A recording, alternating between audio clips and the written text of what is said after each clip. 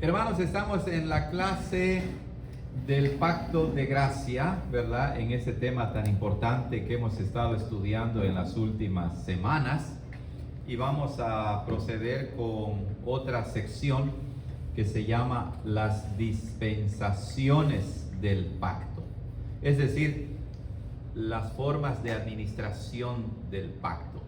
Por eso hablamos de la dispensación del Antiguo y del Nuevo Testamento. Pero vamos a entrar de lleno al tema siguiendo las notas del Dr. Louis Berkhof. Dice así: existen solamente dos dispensaciones en el sentido estricto de la palabra, la del Antiguo y la del Nuevo Testamento.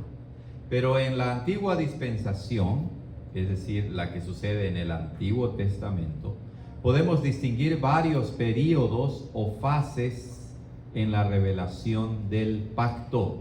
Noten aquí algo importante. Lo que está diciendo es que la forma en que el pacto de gracia se administró, se entregó en el Antiguo Testamento, tiene varios períodos o fases, pero es el mismo pacto.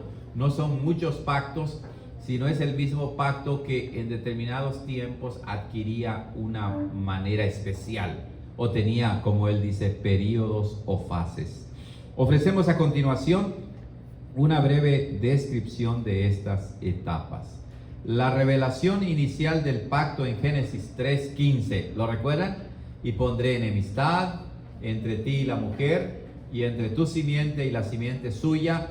Esta te herirá en la cabeza y tú le herirás en el calcañar. ¿Recuerdan? Génesis 3:15. Sucede después que Adán y Eva pecan, caen en pecado, pero Dios les da la primera promesa del Salvador, del que iba a destruir a Satanás. Por eso decimos que la revelación inicial, donde inicia el pacto, es en Génesis 3:15. La primera revelación del pacto se encuentra en lo que comúnmente ha sido llamado el protoevangelio o la promesa primigenia.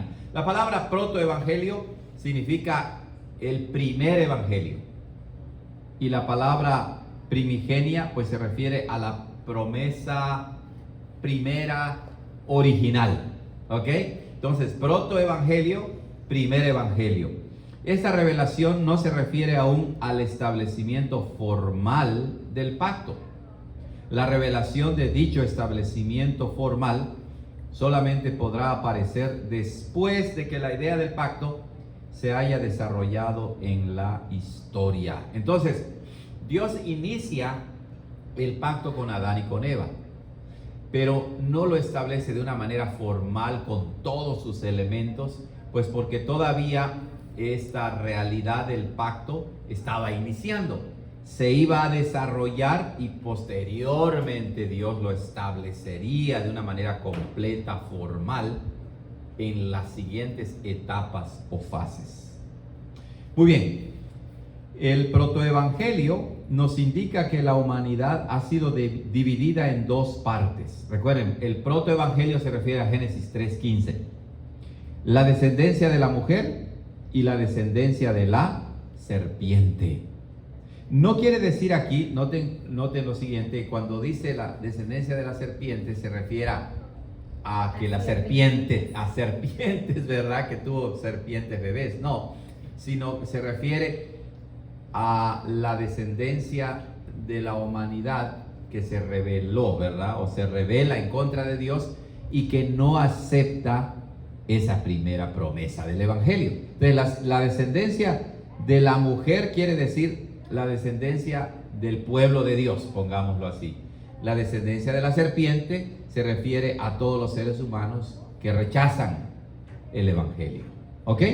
Nos indica además que Dios entabló amistad con la descendencia de la mujer y que esto involucra enemistad con la descendencia de la serpiente. Entonces, en Génesis 3:15, Dios no solamente prometió que un día nacería el Salvador, sino además está involucrada la idea de que hay dos simientes y además esas dos simientes están en enemistad, están en oposición.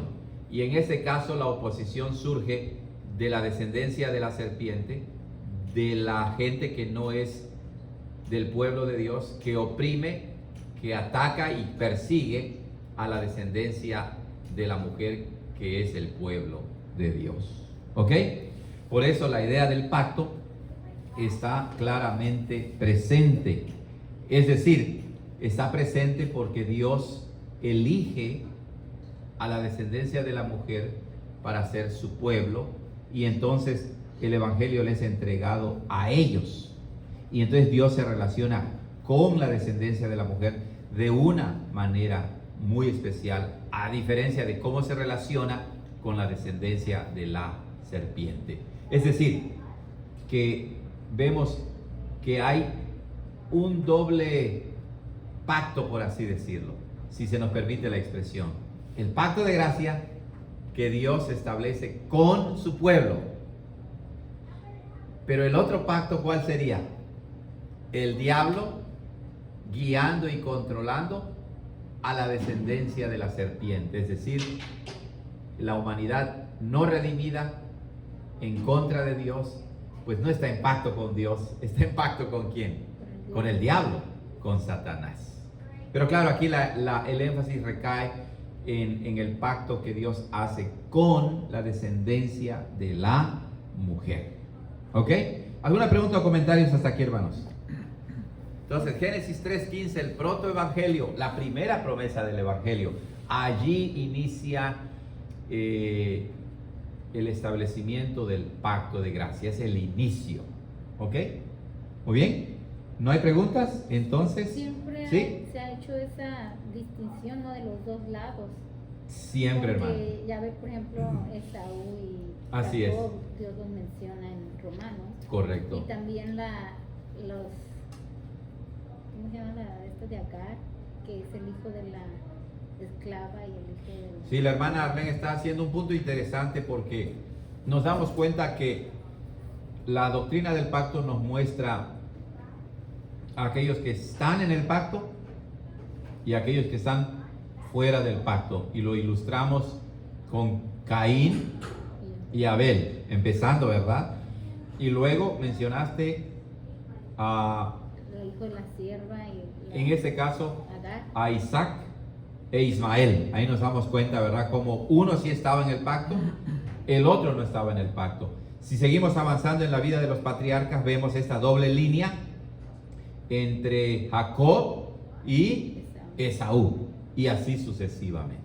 ¿Ok? Muy bien. ¿Alguien más, hermanos? Ok, entonces vamos al número 2, el pacto de la naturaleza con Noé. Entonces recuerden, Dios inicia su pacto de gracia en Génesis 3:15, justamente después de la caída en el pecado. Avanza la historia de la humanidad, Dios destruye a la humanidad y la preserva al mismo tiempo por medio de Noé. Y cuando termina el diluvio, ¿qué sucede? Dios hace un pacto con Noé. Es lo que vamos a mirar. El pacto con Noé es de carácter muy general.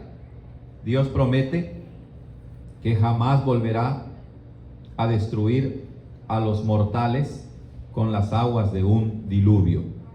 Promete además mantener el curso regular de la siembra y la cosecha, del frío y del calor, del verano y del invierno, del día y de la noche. Dios cumple su promesa y sujeta a las fuerzas de la naturaleza, limita grandemente los poderes del mal y protege a los seres humanos de la violencia, tanto de ellos mismos como de las bestias. Es un pacto que confiere solamente bendiciones naturales, y por eso se le llama muchas veces el pacto de la naturaleza o de la gracia común. No se objeta el uso de esta designación, siempre y cuando se tenga cuidado de no dar a entender que este pacto carece de relación alguna con el pacto de gracia. Ahora, lo que dice el doctor Berkhoff es verdad. Cuando uno lee Génesis 7, 8 y 9 especialmente, ¿verdad? Cuando Dios hace su pacto con Noé, pues vemos que es un pacto que incluye a toda la humanidad que está potencialmente en Noé y en sus hijos, porque de ahí surgiría la nueva humanidad. Entonces el pacto que Dios hace con Noé lo hace como representante de toda la nueva humanidad que va a surgir. De modo que Dios promete no destruir otra vez la tierra con diluvio, promete y cuida a la humanidad de no destruirse entre ellos, de cuidarlo de los animales, etcétera, etcétera. Entonces vemos que es un pacto muy general, pero el elemento del pacto de gracia también está presente. No está desligado, es el mismo pacto, pero con un énfasis más en el cuidado que Dios tiene de la creación y de la humanidad en general. Pero ¿cómo está presente el pacto de gracia ahí? Pues que Dios tuvo misericordia de Noé y de su familia, y que pues se comunica con él y establece el pacto con él, ¿verdad? Y Dios le extiende su gracia a Noé, y entonces de los hijos de Noé nuevamente empieza la doble línea, ¿verdad? De aquellos, los descendientes de Sem, ¿verdad? Que formarán el pueblo de Dios. De ahí la palabra semitas, ¿verdad? Los pueblos semíticos del nombre del hijo de Noé, que se llamaba Sem. Entonces, es el mismo pacto de gracia, con un énfasis en el cuidado natural de Dios de todas las cosas. No obstante, existen diferencias entre los dos, están también íntimamente relacionados. El pacto de la naturaleza se originó también en la gracia de Dios. Obviamente Dios no iba a prometer cuidar de la naturaleza si no es por su gracia. Garantiza aquellas bendiciones terrenales y temporales que eran absolutamente necesarias para la realización del pacto de gracia. Es decir, que Dios preserva su creación, porque es dentro de su creación donde surge la humanidad y donde Dios se relaciona con la humanidad. Entonces el pacto de gracia no puede existir aparte de la creación de Dios, sino que la creación es como el escenario donde Dios lleva a cabo sus pactos, ¿ok? Y es en la creación, en la humanidad, donde Dios manifestará su gracia, como la está manifestando con Noé y su familia. Entonces, es el mismo pacto de gracia, pero con un énfasis en el pacto con Noé, o pacto noético, como se le llama también. Es un énfasis más en el cuidado de la naturaleza, de la creación, de la humanidad, pero preservando por gracia a su pueblo por medio de los descendientes de Noé también. ¿Ok? Muy bien. Otra dispensación, otra forma de administrar el pacto de gracia es el pacto con Abraham. El pacto fue establecido formalmente con Abraham. Ahí lo vemos de una manera más clara, ¿verdad? Cuando leemos Génesis 12, vemos cómo Dios llama a Abraham y le dice: te bendeciré, en ti serán benditas todas las naciones, etc. Este acuerdo marca el inicio de la administración exclusivista del pacto veterotestamentario. ¿Qué quiere decir eso? Lo que quiere decir es que, a diferencia con el pacto de Dios con Noé, que es general y abarca toda la humanidad, el pacto con Abraham ya no lo establece con toda la humanidad. Por eso es que llama a Abraham de Ur de los Caldeos y le dice: ve a la tierra que yo te mostraré. Y es con Abraham por primera vez que empieza a surgir el pueblo hebreo, el pueblo judío, los israelitas, el pueblo de Israel. Ustedes se dan cuenta que el pueblo de Israel, sus orígenes pues eran paganos también, porque Abraham no era judío. Abraham, ¿qué era? Él era caldeo, babilonio, era adorador de ídolos, hasta que Dios lo llamó y con él empezó por primera vez el pueblo de Israel. Se limita entonces el pacto de gracia ahora a una familia, a Abraham y sus descendientes. En el establecimiento del pacto con Abraham se percibe con perfecta claridad que el ser humano es ahora parte del pacto y que debe responder a las promesas de Dios por medio de la fe. Claro, entonces un elemento clave que empieza con Abraham no quiere decir que no existía antes, porque sí existía. No tuvo fe para Claro, Adán y Eva tuvieron que tener fe. Abel tuvo fe. Enoc, recuerdan, caminó con Dios y Dios se lo llevó. Eran hombres y mujeres de fe. Noé tuvo que tener fe también. Pero en el pacto con Abraham es donde Dios, de una manera formal o explícita, oficialmente, dice que la condición para entrar al pacto es la fe que Él mismo regala a su pueblo. Vamos a leerlo allá en Génesis capítulo 12. Vamos a ver si es allí donde se dice que Abraham creyó, perdón.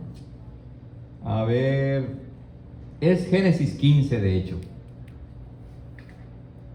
Génesis 15.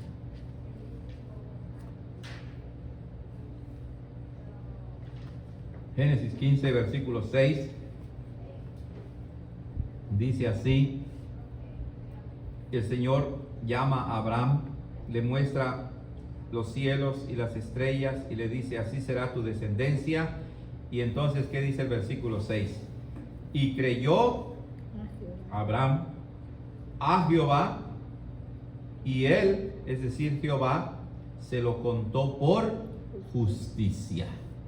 Lo que eso quiere decir es que por medio de la fe que Dios mismo le da a Abraham, Dios le dice: por medio de la fe, tú ahora eres justo. Por eso dice, se lo contó por justicia, como si Abraham hubiera cumplido con la justicia de Dios, con las leyes de Dios, con los mandamientos de Dios. Pero sabemos que no fue así. Y es ahí donde empieza el rol indispensable de la fe. De la fe que es como un vaso vacío sobre el cual se derrama la gracia de Dios. La fe que es como la mano extendida vacía que solamente recibe las bendiciones de Dios. Entonces, es por medio de la fe que no tiene ningún aspecto meritorio que podemos nosotros ser justos delante de Dios. Entonces, con Abraham se hace explícito el rol de la fe. Y eso es algo que podemos leer en Gálatas. Vamos al Nuevo Testamento ahora. En el libro de Gálatas, Hechos, Romanos, Corintios, y luego viene Gálatas, ¿verdad?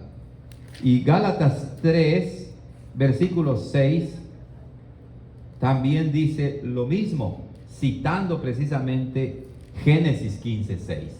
Porque dice allá, en la página 1232, dice: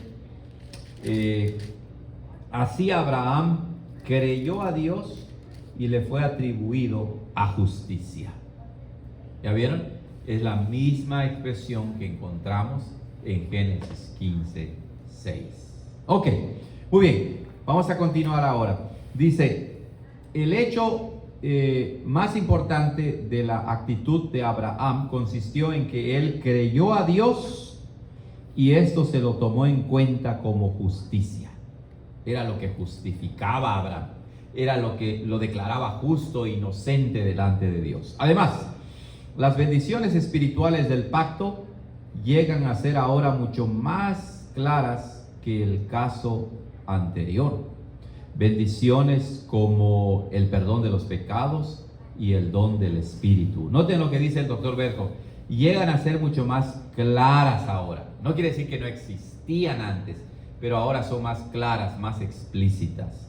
El pacto con Abraham posee dos aspectos. Por un lado, se hace referencia a las bendiciones temporales, tales como la tierra de Canaán, una numerosa descendencia y la victoria sobre los enemigos. Entonces, ese es el primer aspecto, el aspecto temporal del pacto de gracia con Abraham. Por otro lado, se refiere a las bendiciones espirituales. ¿Y cuáles son esas bendiciones espirituales? Pues lo que ya dijimos, la fe que se le atribuye como justicia a Abraham, y lo que dice después, el perdón de los pecados, el don del Espíritu, la seguridad de la salvación, la adopción, la justificación, etcétera, etcétera. Las bendiciones temporales sirvieron para simbolizar y tipificar las cosas espirituales y celestiales.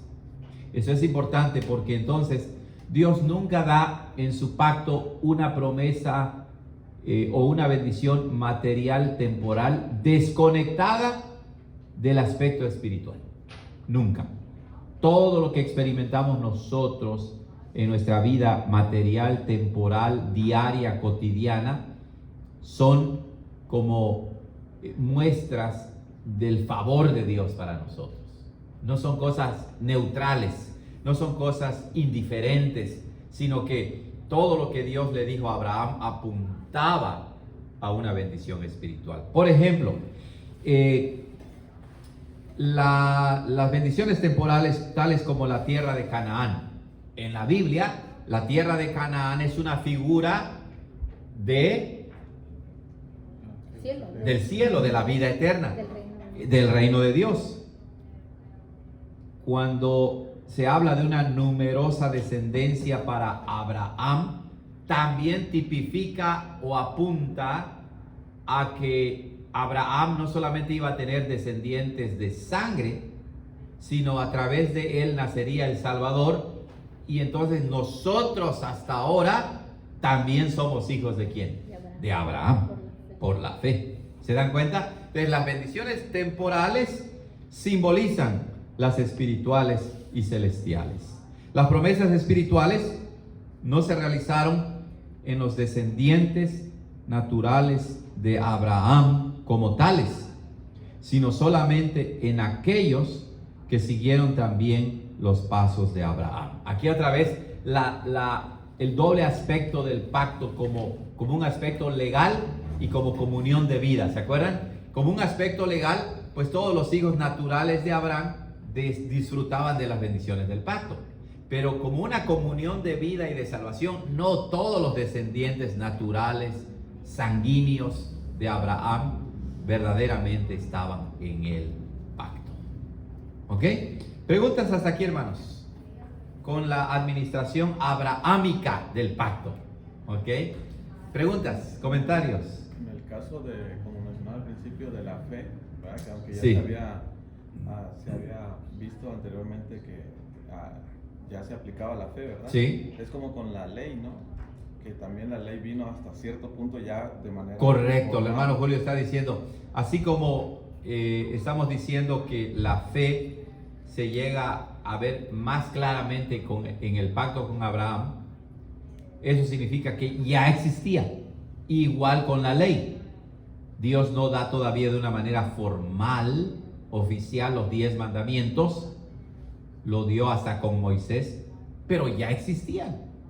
Por eso es que Abraham no dejó de ser idólatra, porque el primer mandamiento se aplicaba directamente a Abraham. No tendrás dioses ajenos delante de mí. Ahora, ¿quién es el Dios de Abraham? Pues Jehová Dios, el Dios vivo y verdadero. Entonces, los mandamientos, los 10 mandamientos ya existían, porque la ley de Dios es eterna. Pero cuando llega el pacto con Moisés, como vamos a ver, entonces se hace explícito lo que antes estaba implícito. ¿Ok? Buen punto. Muy bien. Entonces vamos al número 4, al pacto sinaítico. Sinaítico, pues se refiere al monte Sinaí, ¿verdad?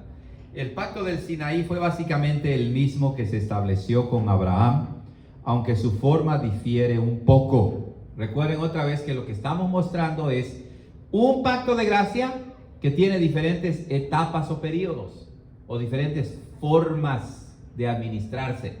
No son diferentes pactos, sino es el mismo pacto que en determinado tiempo adquiere un matiz particular. Se enfatizan más unas cosas que otras. Entonces, el pacto en el monte Sinaí es el mismo con Abraham, aunque claro, su forma difiere un poco. En este caso, el pacto se estableció con la nación de Israel y de esta forma se convirtió en un verdadero pacto nacional. Esa es la primera diferencia. Es el mismo pacto, los israelitas son descendientes de Abraham, pero claro, cuando Dios hizo su pacto con Abraham, lo hizo solo con Abraham y su familia, porque todavía no existía propiamente el pueblo de Israel. Esa es la primera diferencia.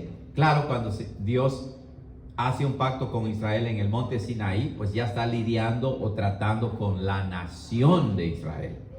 En gran medida, la iglesia y el Estado llegaron a fusionarse. Este es un detalle muy importante. Dios llama a su pueblo de Egipto, lo rescata a la nación. Entonces rescata a sus gobernantes, a sus líderes, a sus ancianos, a sus sacerdotes, rescata a la nación entera. De modo que en Israel no existía esa división o separación como existe ahora entre Estado e iglesia. No, el Estado era cristiano, por así decirlo. El Estado de Israel era el pueblo de Dios. Entonces los reyes eran puestos por Dios, eran ungidos ¿por quién? Por los sacerdotes, por los profetas, ¿verdad? Entonces por eso dice que en gran medida la iglesia y el Estado llegaron a fusionarse, a unirse. Había distinciones, claro, pero era todo un entramado, estaban entretejidos. El pacto sinaítico incluía obligaciones para que Israel recuerde las estrictas demandas del pacto de obras. Eso también es importante. Sin embargo, no se trataba de un pacto de obras renovado. La ley fue puesta al servicio del pacto de gracia. Si bien era cierto que la relación que el israelita tenía con Dios dependía de su observancia de la ley poseía un doble propósito en conexión con el pacto de gracia. Es decir, servía para que se cobre más conciencia del pecado y servía como guía para conducirlos a Cristo. Aquí hay que hacer una acotación. ¿Recuerdan el pacto de obras que estudiamos? El pacto de obras en que Adán y Eva se encontraban, ¿verdad? En que ellos, si obedecían, permanecerían en su estado de inocencia, de integridad. Entonces el pacto de obras consiste en que si tú quieres ser salvo, tienes que obedecer toda la ley de Dios. Cuando Adán y Eva pecaron, obviamente violaron el pacto de obras y de esa manera ellos ya nunca pudieron ser salvos por medio del pacto de obras y consecuentemente ninguno de nosotros puede ser salvo por el pacto de obras. El único que cumplió el pacto de obras perfectamente fue el Señor Jesucristo. Pero cuando leemos Éxodo, Levítico, Números, Deuteronomio, los rituales, las ceremonias, los sacrificios, las leyes dietéticas, las leyes civiles, las leyes en relación con otras naciones y el énfasis que Dios pone en la obediencia a la ley, le recuerda al pueblo de Israel el pacto de obras. Le dice, tú no puedes ser salvo a través del pacto de obras. Pero al mismo tiempo le dice, tienes que obedecer mi ley, tienes que obedecer mis mandamientos. ¿Ok? Bueno, entonces, hermanos, era un énfasis muy grande en la ley, en los mandamientos, en el pacto sinaítico, pero nunca fue el medio de salvación. Israel lo entendió así, pero no era el medio de salvación. Era para que pudieran disfrutar de las bendiciones de Dios. Entonces, la ley poseía un doble propósito en conexión con el pacto de gracia en el pacto sinaítico. Es decir, servía para que se cobre más conciencia del pecado. Claro, pues cuando llegó la ley, llegamos a tener conocimiento del pecado, ¿verdad? Entonces, cada ley, cada mandamiento que Dios daba a los israelitas, y cada vez que ellos desobedecían, eran más conscientes de que eran pecadores y necesitaban algo más que la ley para ser salvos. Y ese es el segundo uso de la ley. El primer uso apunta a la gravedad de nuestro pecado. Y el segundo uso de la ley es que servía como una guía para conducirlos, llevarlos a Cristo. Porque el fin de la ley, ¿quién es? Cristo. Vamos a leerlo en Gálatas 3:24. Gálatas 3:24. ahí leemos lo siguiente. Otra vez, Hechos, Romanos, Corintios, Gálatas 3, capítulo 24, en la página 1232. Dice el 23, voy a leer el 23, pero antes que viniera la fe, estábamos guardados bajo la ley, encerrados para aquella fe que había de ser revelada, de manera que la ley fue nuestro ayo, nuestro guía, para llevarnos a Cristo, a fin de que fuéramos justificados por la fe. Entonces, para los israelitas, como también para nosotros, la ley nos lleva a Cristo, nos conduce a Cristo. Él es el fin de la ley. El fin de la ley es Cristo. No recuerdo dónde está esa expresión. ¿Alguien lo recuerda? El fin de la ley es Cristo. ¿Será Romanos? A ver si alguien lo puede encontrar en Google rápidamente. El fin de la ley es Cristo. A ver si lo puedo encontrar. No sé, ¿alguien lo tiene, hermanos? Cuando lo dice explícitamente, el fin de la ley es Cristo. No sé si está en Gálatas, si no lo estoy mirando, pero parece que no. Ok, Romanos 10, hermanas, ¿qué versículo? Sí, el 4, correcto, hermana, gracias. Ahí dice Romanos 10, 4, escuchen cómo dice, porque el fin de la ley es Cristo, para justicia a todo aquel que cree. En otras palabras, la meta de la ley es llevarnos a Cristo. Como Pablo lo dice en Gálatas, la ley es nuestro ayo para para conducirnos a Cristo. ¿Ok? Entonces, ¿cuál es el primer uso de la ley? Revelar nuestro pecado. El segundo uso de la ley, guiarnos a Cristo. ¿Ok? Muy bien. Poseía un culto ceremonial detallado y típico. Es decir, ustedes leen otra vez Éxodo, Levítico, Números, Deuteronomio, encuentran toda una reglamentación sobre las ceremonias en el culto. El pueblo de Israel tenía que llevar sacrificios, habían diferentes tipos de sacrificios, ahí estaban los sacerdotes esperando, trabajando, ¿verdad? Se rociaba la sangre al pie del altar, se quemaba una parte, se comía otra parte, habían fiestas en el pueblo de Israel que deberían guardar, etcétera, etcétera, etcétera. Entonces, esas eran las ceremonias, el culto ceremonial detallado, y cuando dice típico, no se refiere a algo común, ¿verdad? Sino típico tiene la idea de lo que dijimos hace rato con respecto a las bendiciones temporales que simbolizan.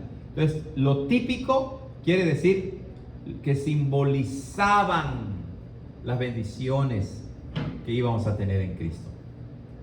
Entonces, cuando hablamos de algo que es tipo de Cristo, es un tipo de Cristo, es una figura de Cristo, quiere decir que apunta a Cristo. De manera que cada ceremonia en el pueblo de Israel no era un fin en sí mismo.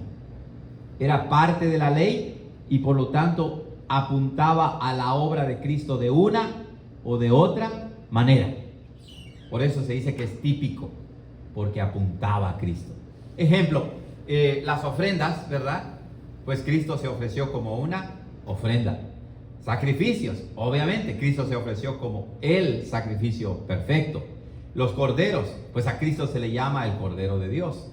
Que los mataban y derramaban su sangre. Cristo derramó su sangre. ¿Se dan cuenta?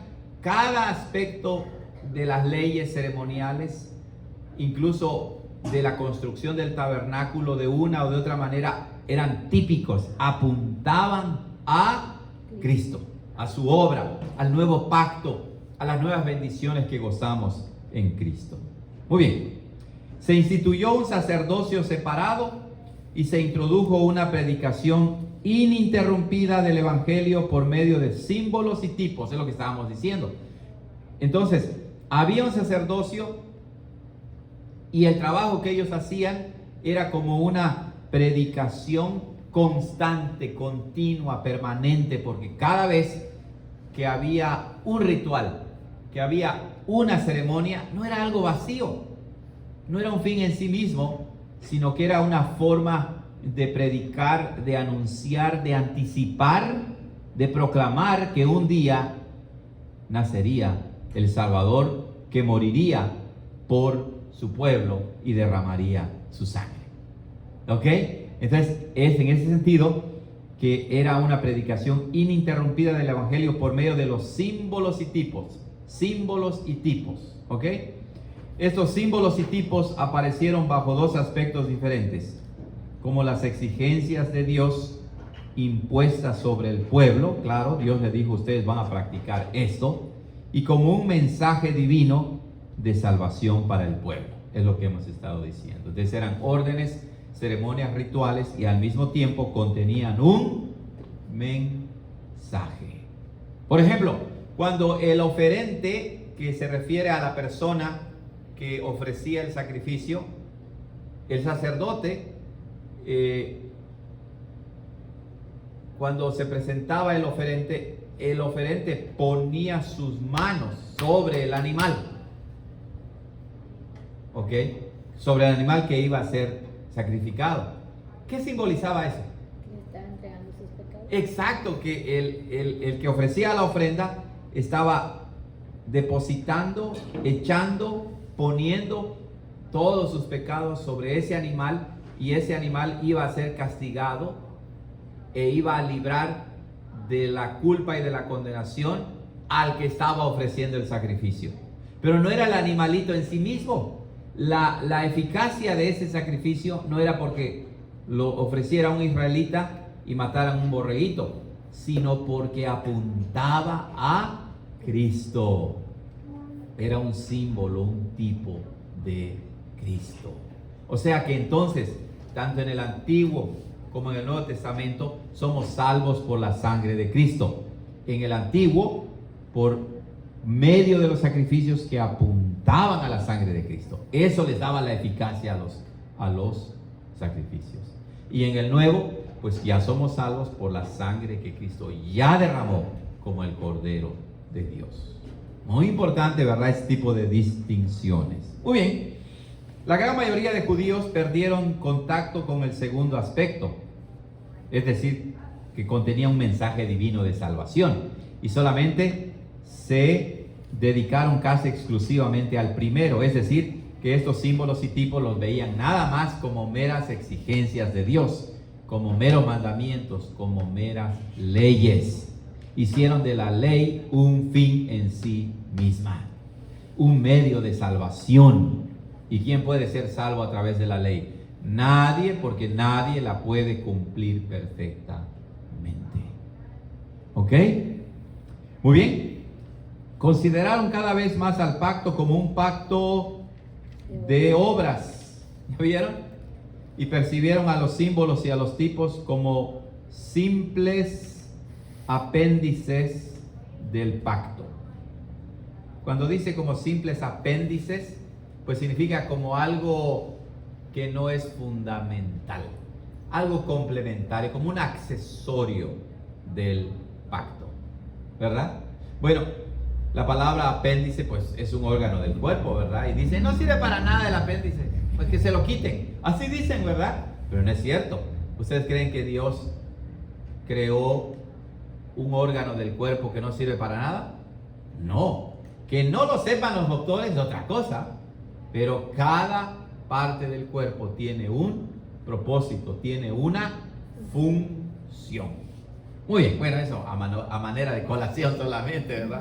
Pero, o sea, ha llegado a ser tan popular eso, que proviene del mundo de la medicina, que cuando alguien dice, esto es un apéndice, no es muy importante, ¿no? Así lo llegaron a ver los judíos. Perdieron de vista el mensaje propiamente de los sacrificios y las ceremonias. Y nosotros hacemos lo mismo, ¿verdad? Lo mismo hacemos nosotros también, porque somos como los israelitas, tendemos a fundamentar nuestra relación con Dios no en la gracia de Dios, sino en las obras externas. Interesante. Por eso es que estudiar el Antiguo Testamento, como lo estamos haciendo a través de Génesis y a través de estos estudios, es muy importante porque nos habla de Cristo de una de otra manera y nos muestra aspectos de la vida cristiana buenos y malos, ¿verdad? Como en este caso nos muestra lo hermoso que era todo el ritual, no en sí mismo, sino porque apuntaba a Cristo. Los rituales, las ceremonias, los sacrificios eran preparatorios, preparaban al pueblo de Israel para la llegada de Cristo. Pero el aspecto negativo fue que los israelitas se olvidaron de Cristo, se olvidaron del mensaje contenido en ellos. Y ahora pasa con los sacramentos, ¿no? Correcto. Ahora nosotros le adjudicamos un valor a los sacramentos que no tienen. Por ejemplo, nunca ningún judío en el Antiguo Testamento fue salvo por la circuncisión, ni por la Pascua, ni por ningún sacrificio. Ellos pensaban que sí, pero el Señor les decía no. Por eso es que el Señor habla de no circuncidar solamente un miembro del cuerpo, sino la circuncisión apuntaba a la circuncisión ¿de qué? Del corazón, de una verdadera relación con Dios. Y claro, nosotros somos judíos en ese sentido, en que nosotros pensamos que por ser bautizados eso automáticamente nos salva, como que el agua nos salva, el acto mismo del bautismo nos salva. Perdemos el mensaje contenido en el bautismo. O si pensamos que por participar de la Santa Cena automáticamente eso nos perdona y nos salva, pues ya le damos un sentido mágico al pan y al vino. Lo desconectamos ¿de quién? De Cristo. La eficacia de los sacramentos es porque apuntan y tienen en su centro siempre el Evangelio, la persona y la obra de nuestro Señor Jesucristo. ¿Se dan cuenta cómo cada tema en la Biblia está interrelacionado con todos los demás? No podemos decir, bueno, este es el tema más importante y desprecio todo lo demás. No, todo está entretejido, todo está relacionado. ¿Preguntas, hermanos? ¿Preguntas? ¿Ya son las 8? Casi las 9. Ay, Dios mío. Se nos acabó el tiempo, hermanos. Discúlpenme, no me di cuenta. Bueno, ya terminamos. ¿Qué les parece? ¿Terminamos, hermanos? ¿Está bien? ¿Terminamos esta sección? Número 5. Ok. ¿Está bien, hermanos, ustedes en Zoom, si terminamos? Y, ok. La dispensación neotestamentaria del pacto. ¿Qué quiere decir? La forma en que Dios administró el pacto de gracia en el Nuevo Testamento. Eso es lo que quiere decir. El pacto de gracia, tal como ha sido revelado en el Nuevo Testamento, es básicamente el mismo pacto que surge de las páginas del Antiguo Testamento. Romanos 4 y Gálatas 3, que ya leímos, demuestran ampliamente esta afirmación. Es cierto que algunas veces se dice que es un nuevo pacto, como en Jeremías y en Hebreos, pero el hecho de que la diferencia radica en la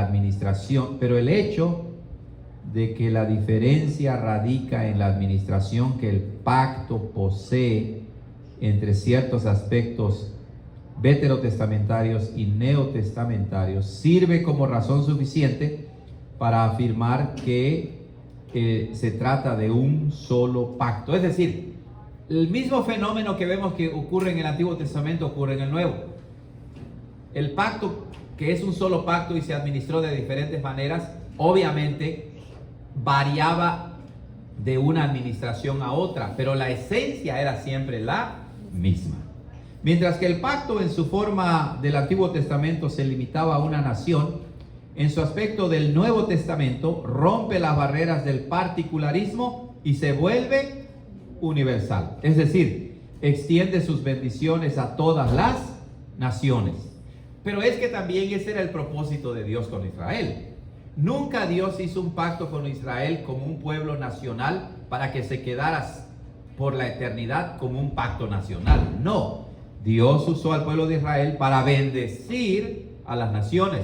Por eso vemos que en el Antiguo Testamento gentiles o paganos podían ingresar también al pacto de gracia de Dios con Israel. ¿Ok? Y gracias a la obra que Cristo cumplió, la pared de separación fue derribada, se permitió que todas las naciones tuvieran acceso libre a Dios y se alcanzó a los que estaban alejados. Por eso Pablo en Efesios dice, de los dos pueblos ha hecho uno, a los que eran lejanos los ha hecho cercanos. Además existe también una diferencia en la calidad de sus beneficios, en el carácter espiritual y gratuito de sus bendiciones. Ahora, no quiere decir que en el Antiguo Testamento no había un carácter espiritual y gratuito de las bendiciones de Dios, pero había un énfasis más fuerte en el aspecto externo. Estas bendiciones incluyen, se derrama el Espíritu Santo sobre la iglesia, y de la abundancia de la gracia de Dios enriquece a los creyentes con bendiciones espirituales y eternas. Aquí hay que hacer una acotación muy rápida. El Espíritu Santo que se derrama ya existía y actuaba también en el Antiguo Testamento. No hay que pensar que el Espíritu Santo empezó a existir y a actuar en el Nuevo. No, ya existía en el Antiguo Testamento. La actual dispensación del pacto continuará hasta el retorno de Cristo, cuando la relación del pacto se termine de realizar en el sentido más pleno de la palabra, en una vida de íntima comunión con Dios. Claro, cuando Cristo regrese, todo lo que ya poseemos en principio, ahora, en